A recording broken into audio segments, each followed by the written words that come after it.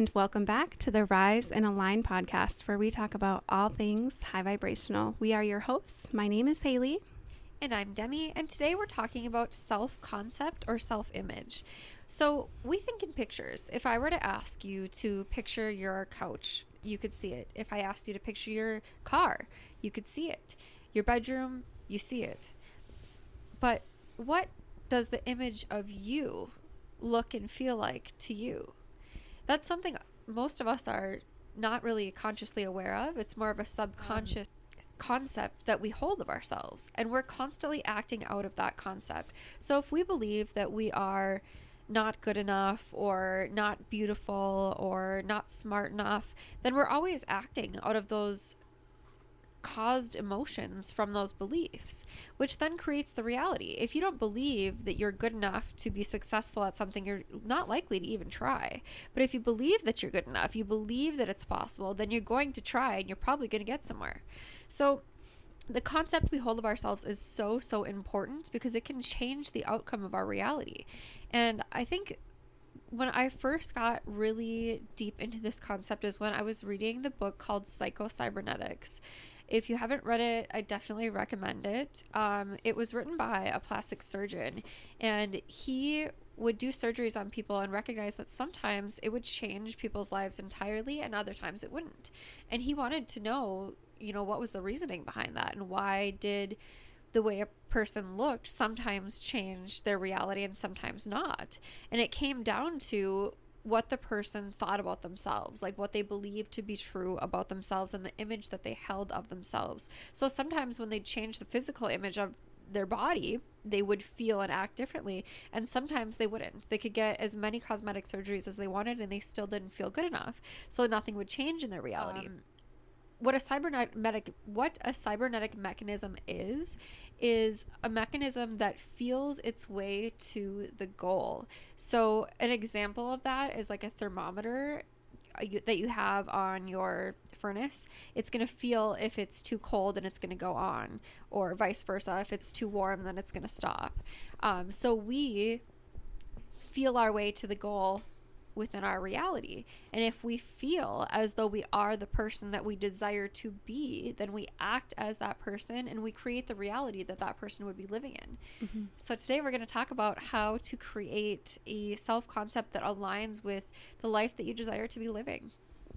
That was awesome. Thank you for sharing that.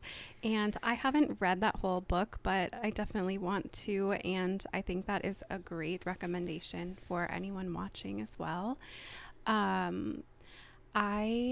feel like my perspective on this really changed when reading Becoming Supernatural by Tois Spenza, of course, because I feel like a lot of what he talks about in different words is about creating from the inside out. And I think that changing things in your external reality, whether it be plastic surgery, not saying that I'm like promoting that, but or whatever you're wearing, using tools, or I feel like you can use tools in your external reality to help you achieve the emotion or the feeling of what you desire. But I think that it always has to come from the inside. And so I think that makes sense that not everyone would achieve the results or the feeling of what they were looking for by changing their external reality, because that isn't what we're necessarily seeking in the first place. We're seeking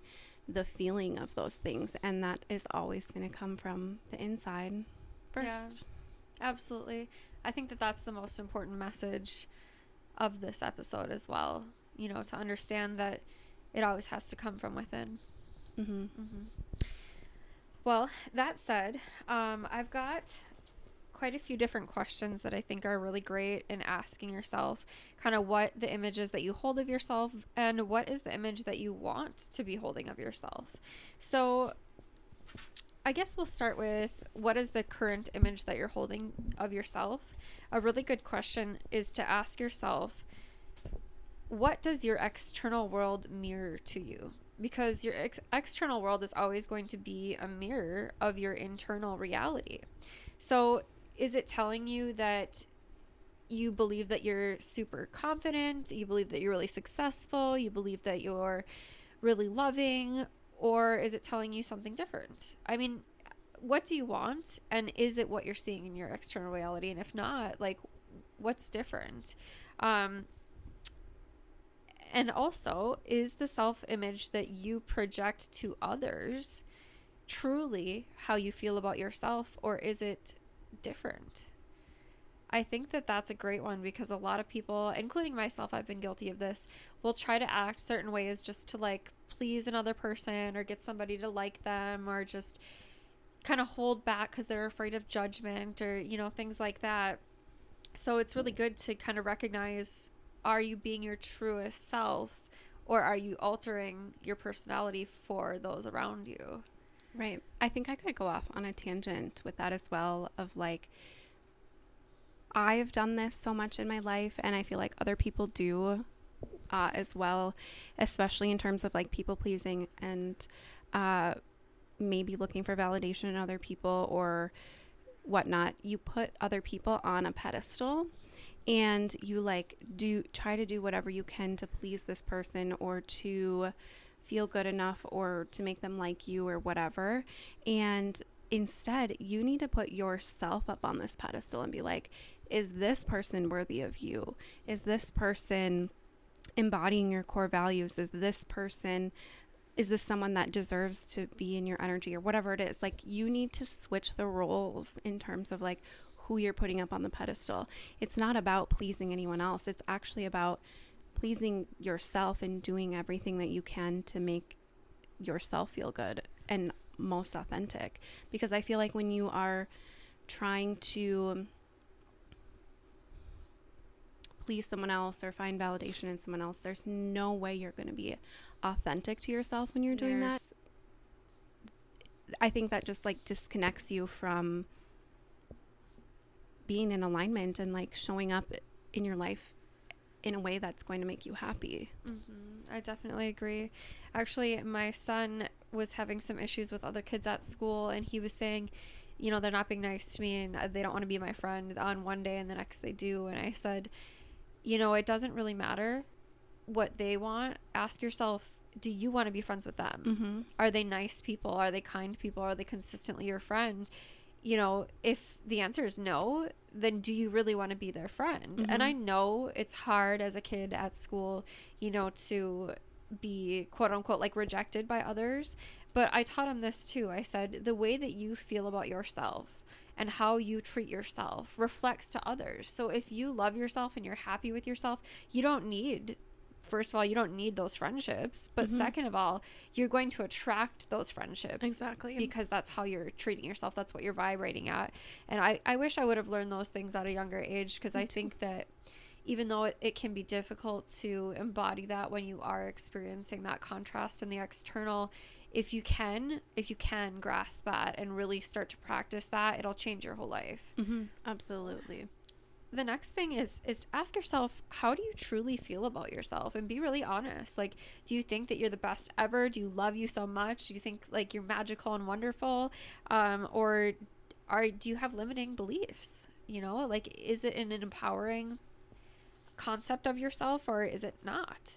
And then, what do you like about yourself? I think it's really good to focus on those qualities, you know, and to build those qualities. And I also think that it can be helpful to, rather than forcefully change the qualities that you dislike about yourself, to accept them anyway and unconditionally love yourself with those qualities as well. I also do this work with a lot of my clients, and if you've ever taken a course with me, it is in the courses that I offer.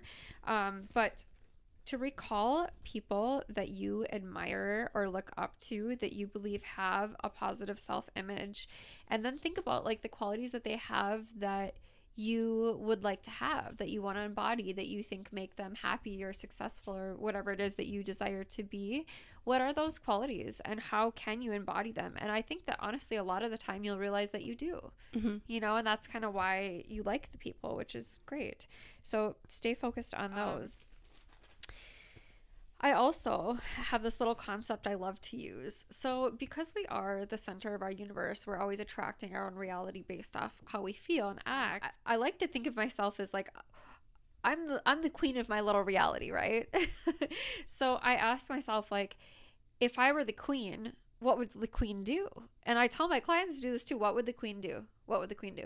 Because when you put yourself on that pedestal, then you can kind of view yourself like from that queen perspective. And it's not like in an egotistical way. It's just in a high value way. And it brings your power back to yourself instead of putting it in other people's hands. Exactly. Because I think it is so easy to rely on that external validation and worry too much about what other people think. So if you're feeling bad, like if someone's not texting you back, your friends don't show up, or, whatever it might be, to ask yourself, what would the queen do? And instead of being like, oh, I'm so sad this person's not texting me back, you're like, I don't want to associate with somebody who's unreliable, and it totally shifts the perspective. Like any time you're in like dating situations or friendship situations, or even like relationships with family, you have to ask yourself, like, what is truly best for you, and what would somebody who is high value do in that circumstance? And when you start to embody that and act out of it, you're going to see your life change. And it's not going to be anymore like, does this person like me? Are they going to contact me? Do they want to do this? Am I good enough for that? It's going to be like, are they good enough for me? Do I want to be friends with them? Like, is this job worthy of me? And it will really shift everything. I feel like that is similar to the concept of being the main character as well, which I've talked about before, has really been a big catalyst for me in changing my perspective on the world. Like thinking about what the main character would do, or thinking about yourself in that main character energy as important as the main part of the story. So it kind of helps bring that power back to you again, where it's like, you are worthy of having a story worth telling, which I don't think that I had that realization or awareness for many years of, like, I was almost just like existing in other people's stories, and I just like let myself play that, like, not even supporting role, like the white person number character. 2, like I was just like a background character. And when you like shift that perspective of like, I'm like the queen of my reality, or I'm the main character, the decisions that you make are more for you than other people. And I think honestly that was such a major shift for me, and so much more empowered decisions, I think. And the other part I love about the main character concept is that when you think about movies that you like, the main character always has a happy ending. Like they go through hardships always, but it always works out for them. So I love like having that belief that, like, I'm the main character. The more contrast that happens, the better the story is. And it's gonna work out, and I'm gonna get the happy ending. Like, of course I am, because I'm the main character. Duh. Yes. We all know what's gonna happen. And the do it for the plot or whatever situation, like that is fun too to play around with. Like, do it for the plot of the story. Like, I'm sure most of you like reading like we do. Like, make your own plot, what you're reading about, like what you enjoy reading about. Make it happen. Yeah, I absolutely love that. I think it can make life so much more interesting too, and it makes you so much more open to different adventures and avenues. And it's not so much like, I'm so scared to do this or that. It's like, why not? Let's do it. Absolutely. And you create experiences worth telling. Like, honestly, your life literally becomes a movie or a book. It's so amazing. Yeah, it is. And I think it shows you how infinite the possibilities are when you become open to that. Then it's like, wow, the crazy things that I have done and seen and experienced, like it is really beautiful. Like, your life is a movie. Absolutely. And we all have our own. It's so cool. I know, it is great. I love that you mentioned when you focus on people that you look up to, the qualities that you like or want to have from them, and the fact that you likely already do have them, because you had already said earlier on, like the 3D reality, the relationships that you have are a reflection of what's inside of you. So if you're noticing that in other people, you have that in yourself as well. Yes. Yeah, I love that.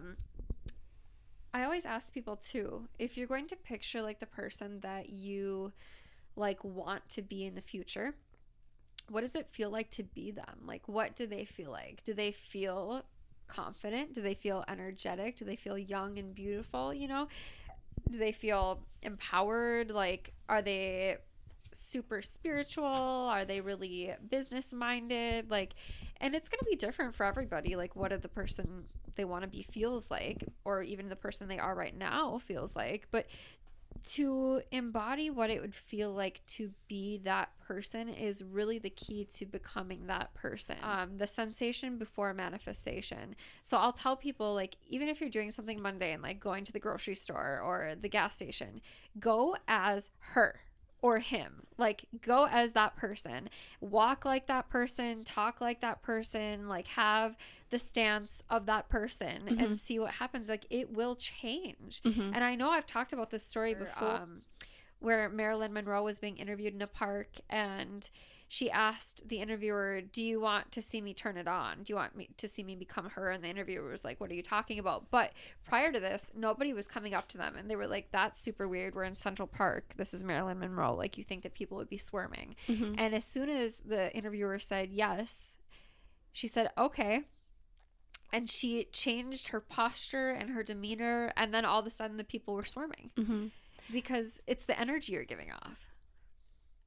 That's interesting that you say that. That was a topic that I wanted to talk about as well. And this happens a lot with famous people or celebrities. They actually come up with a persona for their famous person that they are. And I don't think that most famous people identify with this persona necessarily all the time. And so it's interesting, you know, she talks about turning it on, where she's just like tapping into those energies of Marilyn Monroe. And this can be kind of seen in a book that we've both read, The Seven Husbands of Evelyn Hugo. Hugo, yeah.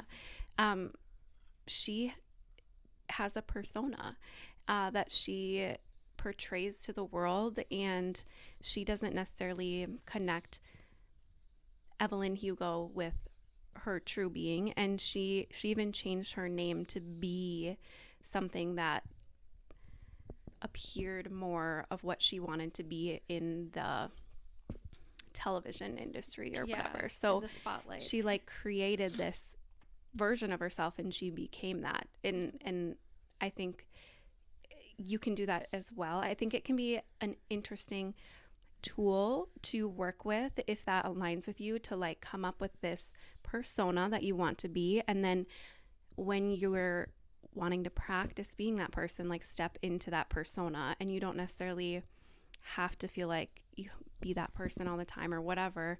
But like, I just think that that can be helpful if you have a hard time being like, yes, I'm this, and this. I'm this person already. But you can pretend to be that person, and then you basically are as well. Yeah, exactly. I love that you brought that up, because I think it's interesting how a lot of famous people have a stage name. So they really become this famous version of themselves. But also, when they act in movies, they become whatever the character is, which just proves like how much like you really can become another person. And I know that a lot of people, a lot of actresses and actors, I should say, have actually done such a good job acting that they permanently take on qualities and feelings of the person that they're acting as, which is really fascinating on a psychological level. But anyway, yeah, I do think that is a really good way, if it resonates with you, to picture it. And especially like with the main character concept, it really allows you to embody that, and honestly fake it till you make it, because that repetition will create the reality too. I always ask, what does the person that you want to become wear? Like, how does she dress? How does she carry herself? Or he dress like? Do you dress for success? Do you dress really cozy? Do you dress kind of hippie-ish or rock doing? What is their job? And what do they dress like on a regular basis? You know, because that is definitely going to change how you feel. And I know we've had episodes on that as well. Yeah. So I was listening to a talk that I've listened to many times with Joe Dispenza and Jay Shetty. They've done a few interviews together, and I just like can't get enough. And I happened to like re-listen to one of their talks today, and it, even though it's not specifically geared towards self-image or self-concept, his thoughts and studies and philosophies align with self-image so much without actually saying that. But I think that it's important to know that you do have control over your emotions. A lot of people don't think that they can control their emotions. They think that they are they connect themselves with their emotions that are coming up, and they believe that if they're having this emotion, it is a part of them, and that's that. But you can change your emotions, and I think that it's really important to know that when trying to change your self concept, because if you don't bring awareness into how you are perceiving yourself and intentionally change those things, nothing is ever going to change. Like, you're going to remain the same person unless you interrupt what you already have habitually going on in your brain.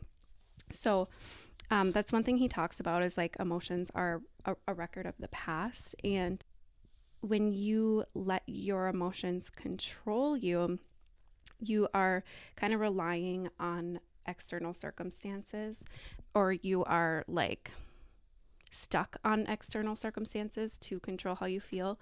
But when you start changing and interrupting your thoughts, you aren't dependent on the external reality. And that is kind of a way where you can start to develop these feelings from within when you interrupt these thought patterns.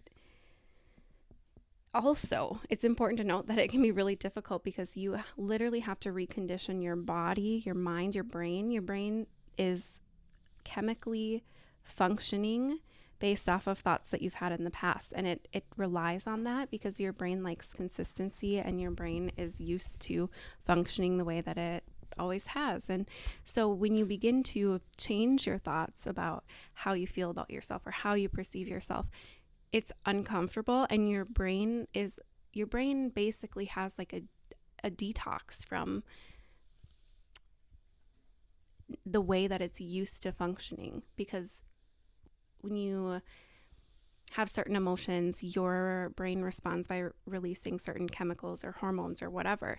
And if you are changing how you think, you are therefore changing how you're trying to change how your body functions. So it can be quite difficult, but it is important to, again, focus on the repetition. Like the repetition of these ideas is what's truly going to change how you feel. And it does take time. Like, this doesn't necessarily happen overnight. So it's just so important to stay consistent and aware and intentionally choose new thoughts every single day. Yes, so good. So the next question I was going to ask was actually, what habits does the person that you want to be have? And the reason I asked that is because our subconscious mind is our habitual mind as well. It controls our habitual behavior. So as you were saying, our beliefs are habitual and our emotions are habitual. So when you're catching yourself in a negative emotion or a negative thought, if you're catching yourself in a negative emotion, ask yourself what the thought is about it. And then 2, go do something that is good for you, that's going to benefit you, that's going to make you feel better, to show your brain what you value. And the more you do this, that's how you create a habit, by habitually repeating a behavior, you will create a habit. So I think it takes, I don't know, something like 16 to 30 days to create a habit. But the more that you practice this, the easier it will become, and that eventually will become habitual. You won't even have to think about it. You won't have to battle it anymore. Like eventually it will just become your way of living and it'll be normal and natural for you. But that is how our subconscious mind is programmed in the first place, is by repetition, or an emotional response. So that's how we have to reprogram it. So just trust the process. That's why people use affirmations, because they're habitually repeating the beliefs that they would like to hold. And at first it might seem like it's not working or it's useless or whatever, but that's because you haven't repeated it enough times. Yes. And the importance of like visualization and like imagining yourself as this person can be really valuable, because we've talked about it a million times before too. Like your brain doesn't know the difference between reality and imagination. So it can be a really powerful tool to imagine yourself going to your job interview tomorrow, dressing how you want to dress and showing up how you want to show up. You're confident, you feel powerful, maybe grounded, and everything works out. They love you. It's great. Imagine that beforehand, because one, you'll connect to the emotion of that. Like you will be able to kind of train your brain what that feels like. But also your body will respond by thinking that actually happened, like that actually happened to you, because it literally doesn't know the difference between the reality and your imagination. Exactly. And by envisioning that, you evoke those emotions. So then you're automatically going to act like that, which just makes whatever situation you're going into so much more likely to play out the way that you imagine it. It's crazy how effective that is. I also ask questions like, what does the person eat? What is their schedule like? Like, do they wake up early? Do they wake up late? Do they go to bed early? Do they have a nighttime schedule? You know, we've talked about things like that and developing things like that and how they can really change the success of your life. So you want to ask yourself those questions, like, what are the habitual behaviors of that person? As well as, who are they friends with, and what's their social life like, and what do their relationships feel like? Because all of these aspects are things that will need to align with that concept of self in order to manifest the reality that you desire. So it can help so much to consider, like, are your friends, do you trustworthy? Like, are they loving? Are they expansive? Are they open-minded? Or are those things that you want even in a friendship? You know, like, ask yourself what is important to you in relationships and if you're getting that or not. And you might even consider, like, who you're spending your time around, because if you are the person that you desire to be, would they still be spending time around the same people or doing the same activities? And you become the people that you spend the most time around, or, you know, you align, that's the energy you're aligned with. So you should surround yourself with people who have the same core values or who have the mindset that you carry or want to carry, because that will help you so much as well. Like having that support system and being around people who are positive influences on you. I think I've told this story once before, but I managed a boutique, and there was these friends that would come in, these two friends that would come in, and the one friend would always like get a bunch of stuff to try on. She was so excited and like having the best time, and she would try stuff on, and then the friend would be like, she always had something bad to say about everything she tried on. It was like, are you sure that's your color? Or like, it would be cute if it didn't have stripes. And like just had like every single time she tried something on, and it was just like really passive aggressive. And I was like, oh my gosh, I wish I could rescue this poor girl and be like, you don't need that person around you. And I think it can be hard to see that when you're really close with said person or they've been around for so long. Like, I think it can be hard to see those qualities in other people, especially when you want to see the best in them. So I think it is important to take inventory of like, what are the people around you embodying? What are their, like, what are they offering you? How are they impacting your energy? And is that something that you want to continue to be around? Because it makes all the difference, honestly. Yeah, that's so true. Definitely. I like how you said take inventory. You're right. Take inventory. It's just bringing it to consciousness. We have to do that. I think a lot of us have programming that we don't realize that we have. And a lot of times it does stem from childhood, how we were treated, what, our parents were like, and their limiting beliefs. And so you may not realize where these come from or why you have them. So I think it can be important to think about what your childhood was like, what your parents were like, the people that were around you. And then Dr. Joe Spenza says that your subconscious mind is so powerful, he says a repetitive thought is the most powerful thing, but also the most dangerous, because if you're repeating said thought over and over again, the power that holds is profound, but how the direction that you're going with it, it can be dangerous. And you can train yourself to believe literally anything. So if you are carrying this belief from childhood, 10, 20, 30, 40, 50 years, the same thought over and over again, that can be really dangerous, because at some point, if it is a really negative belief about yourself, it is going to lead into or manifest into your reality. So you could manifest disease and things like that from having negative beliefs about yourself. And along those lines, if you have a negative belief about yourself, you usually feel negative, bad, guilt, shame, horrible, yucky feelings that are going to bring about negative things. So I think it is so important to remind yourself that you really can change how you feel about yourself, and the importance of having a high value opinion about yourself and telling yourself nice, amazing things and allowing yourself to believe them. Because really it's not just your mind that you're hurting, but it will take a toll on your body as well. And when you do start changing your concept about yourself, like I said, Dr. Joe Spenza says it gets uncomfortable. You are exploring the unknown. And it's so funny because he's always get ready because your world's going to change. Get ready. And I just love that, because it's and even Abraham Hicks says get ready to be ready, or whatever. Get ready to be ready.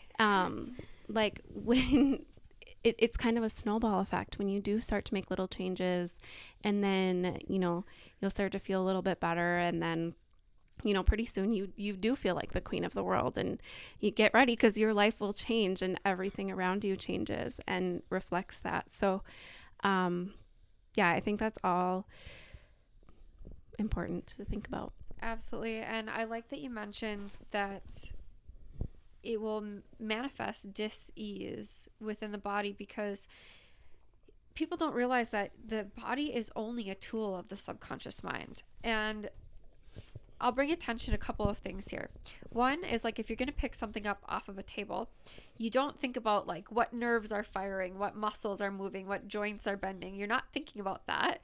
You don't have to, because it's below consciousness. It's subconscious. Your body just automatically does it when you want to do it.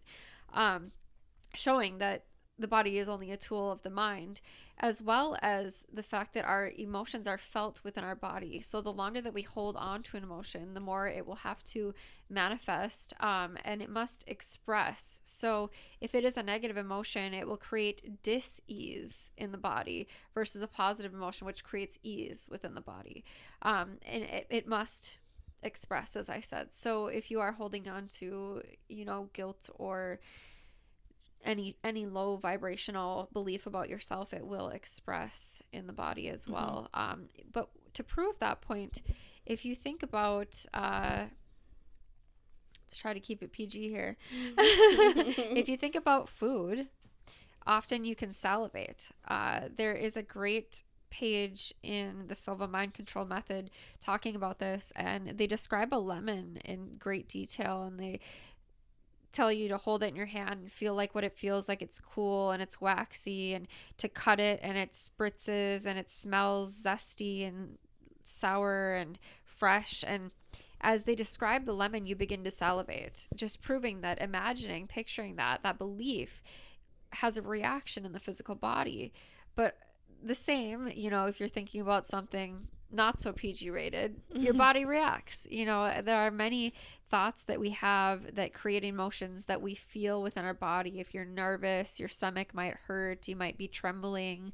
If you have anxiety, if you are going through depression, you might be tired.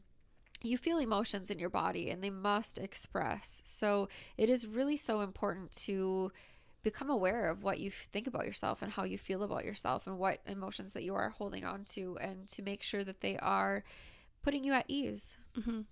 When you heal your mind or retrain your subconscious programming, you can heal your body as well from physical ailments that you are experiencing. And Joe Dispenza has retreats and programs where he studies that extensively, and there are amazing miracles that happen to people when they change their thoughts about themselves. And it's so important to be aware of that, because genuinely how you think will create or will manifest in your body. So if it's positive or negative, like that will reflect in your body. He also talks about how your thoughts actually can signal, or your emotions can signal your genes. So your genetics, different things will become activated or inactive based off of how you're thinking as well, which is crazy and amazing. And if you don't believe me, look more into Dr. Tois Spenza. I will always put him on the pedestal. Like, yes. He's like agreed. Amen. Yeah, I absolutely love the way that he incorporates spirituality with science. He is a doctor of what is it? It's not neuroscience, oh my gosh. Is it? I think he does too. Is it? I think so, but I don't know if that's the extent of it. Like, I feel like definitely there's more to it. Yeah, I agree. I think there's more to it. But yeah, he is a medical doctor as well as a self-development and spirituality speaker. One other thing that I think is interesting to talk about is that people, and by people I mean also I have done this, is identify with what they think their personality is. You are your personality. So I previously have thought of myself as very like shy and quiet and like boring, or I don't know, whatever my thoughts were. I like identified with this, and I didn't think I could change them. I think I just had to deal with them and work around them because it was my personality. That's who I was. But that's not the case at all. I feel like you can kind of choose what your personality is, what traits you want to carry. Your personality becomes your personal reality. Like it creates your reality. So it essentially, your personality is just beliefs that you have about yourself. And so you can change your personality, and you can be a different person if you want. And I feel like for me, I did have to do a lot of work on my mindset and what I thought about myself. And once I kind of got to that point, I was kind of able to decide who I was. Like, it was like, I want to embody this. So I wake up the next day and I'm like embodying that. Like, I get to choose who I am, whatever feels most authentic to me. And I don't have to identify with the same version of me forever. I don't have to have the same personality forever. And, you know, again, if you don't change, nothing around you is going to change. So if you don't change your personality, if you don't change how you feel about yourself or how you think about yourself or what you want your world to look like, it won't change. You have to change in order to welcome new things into your life. So if you're one of those people who are like, oh, I don't know if I like her anymore, she's changed. Well, you're the problem because you should be changing too. Like if you want to have a high value life, like you have to be willing to change and work on yourself for it and become and grow. We're like over and over again, the death and rebirth cycle. We're like the caterpillar into the butterfly, you know, we can do that over and over and over again to continue to create what we want. Absolutely. Every 7 years, technically, all of the cells in our body have renewed. So we are actually physically a different person every 7 years. And I love how you said we don't have to embody the same version of ourselves forever. Because prior to this podcast, I was thinking, okay, well, I always consider like what I dress like, what I feel like, how I'm going to do my makeup and stuff for who I'm showing up as today. And I try to get really in alignment. And I was thinking, well, part of me sometimes wants to dress like for success, like businessy, kind of like classy woman from London. Mm-hmm. And sometimes I want to dress like old fashioned corsets. And sometimes I kind of want to mix that with like newer age things. And sometimes I want to dress kind of like trendy, like it switches. Mm-hmm. Sometimes I just want to wear a nice sweatsuit. Like mm-hmm. It just depends how I'm feeling, right? And I thought to myself, like, that is one of my favorite parts about her, is that she dresses differently all the time, mm-hmm. depending on the mood, depending on the moment, depending mm-hmm. on the event today, or, you know, whatever we're doing. And I love that about me. Mm-hmm. And I'm like, so it doesn't really matter what I wear as long as it makes me feel good right now. Absolutely. Like, exactly. Coming back to the present moment, like who you are in this moment. Also, I found in the past that it can be difficult to embody different like facets of yourself with people that have known you for a long time, because you feel like, I don't know if it's like, I don't know that I felt pressure to like show up as that same person for these people, but it's like, it's just, it felt kind of like weird to like not be who they think you are or something. Yeah. So I have found it to be a little difficult to like embody new versions of myself or different versions of myself with people who I've known for a long time, because it's like, also you're used to acting a certain way when you're with them. So you have to kind of like change your like programming of how you're used to behaving with this person. And then like, I don't know, it's an interesting concept. Definitely. I can definitely relate to that. I think we just think so much about like, will this person still like me if I'm different? Or like, are they going to judge me wearing this totally different outfit than I have ever wore before? Like, I don't know. But yeah, I don't know. I guess after quite a few years of just wearing whatever the heck I want in front of everyone, whatever. Sometimes my mom's like, who are you? Like, she's genuinely like, you know, in high school you were like this, and this, and now you're out here doing that, and this. And I'm like, where, what, how did that happen? You know? And it's like, it's really funny because it's like, when I think about it, I am genuinely an entirely different person than who I used to be. And it's amazing that like I've been able to carry like friendships or relationships as I become like this whole new person, because it's crazy how much different things are within me. I don't know. Definitely. I think those friendships that last through the transitions are the real ones. Mm-hmm. Like, those are the best ones. And you see them expand too as mm-hmm. people so much. It's for sure wonderful. I love life. Yeah. So true. All right. Well, shall we pull a card? As always, we're going to finish our episode with a card pull. Leave you guys with a little message. I encourage you after this episode to maybe think about some of the questions that Demi shared, or write down some positive affirmations you want to embody, or you can even just journal a little bit about what this card pull might mean to you. And we're reading from the Arthurian Tarot deck. Ooh, this is where I want to be. Stone 6. It's a stone circle with a blazing fire, a night sky. There might even be some water in the background.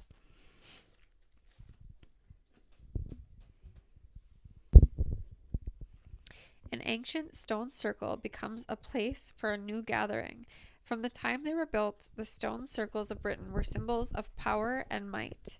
Apart from their spiritual significance, they were also used for tribal gatherings when poets and storytellers recited lore that brought continuity to the great tradition. Upright, it stands for material success, good fortune shared, generosity, charity, patronage, gifts, thankfulness, the great work, and sharing. And the question is, what do you have to share? So if you're hiding any secret passions or talents, now is the time. Reversed, it says taking for granted envy and ingratitude. I did pull another card at the same time. Should we look at it? Might as well. All right. So I did actually pull another card. It is Spear 3. You guys are getting a bonus today. So this is a beautiful forest with a path going through it. Everything's green and growing and luscious, unlike northern Minnesota right now. The sun is shining. This is a really happy card. The forest adventure leads seekers deeper into their quest. During the quest, the knights often met with guidance through the vast entanglement of the forests of adventure. Sometimes this took the form of a hermit figure, sometimes two naked children sitting in a tree and indicating the way. Upright, it stands for confidence, expansiveness, proven strength, and enterprising initiative. That really aligns with today's episode. Question is, how are your plans creating your path? Are they her plans or are they his plans? Are they the queen's plans or not? Reversed, are ulterior motives a need for promotion and lack of venture? Those things all remind me of like the subconscious beliefs that we hold of ourselves that are limiting. So if you think that other people have ulterior motives, or if you think that you need a promotion or you need abundance or you have lack, things like that, those are all beliefs about yourself. And as long as you believe that, it will create that reality. So if you change it to, you know that you are worthy of those things and you already embody them, it will change the reality as well. I love that. Those are both amazing. I had something come forward that is related to this episode, but not necessarily these cards. So I'm going to say this is like P.S., P.S. I have something more to say. So one thing that I love to do when I am wanting to feel more magnetic or like the queen when I walk into a room, you're going somewhere and you want to kind of allow yourself to feel a little bit more powerful, to carry the energy in the room.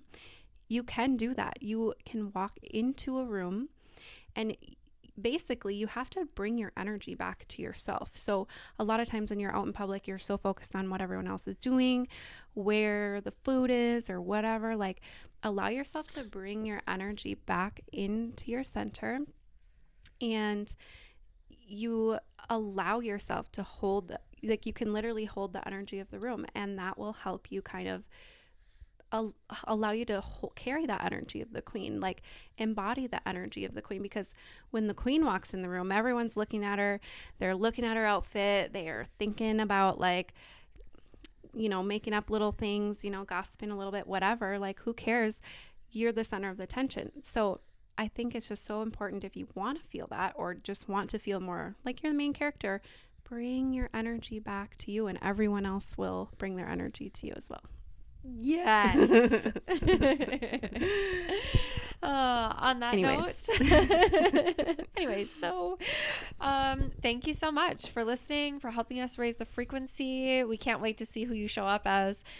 Please like, subscribe, and share this episode. We know it will help you and so many others. We'll see you in the next one. Bye. Bye.